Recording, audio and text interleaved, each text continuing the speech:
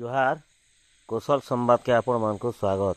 बरगढ़ जिला सोहेला ब्लॉक घेस दयानंद वैदिक आश्रम नो भूलिया समाज रो आयोजन क्रमे स्वभाव कवि गंगाधर मेहर जयंती उत्सव पालित हो जाइए।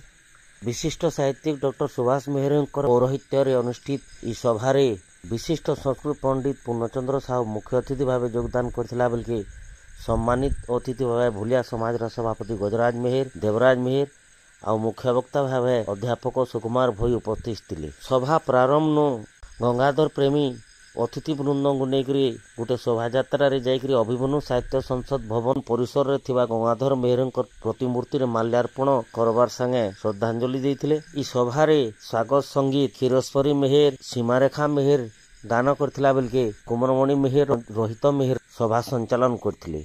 इ अवसर सोहेला ब्लॉक भूलिया समाज रो कृति छात्र छात्री जेन माने कि 80% रु अधिक मार्का रखिछन सेमान को संबर्धित कराइथिला। सभारे मेहर साहित्य रे निहित थिबा आदर्श चरित्र मानकर उन्नत परिवार गठन लगी प्रेरणादायी बोली आलोचना करथिले।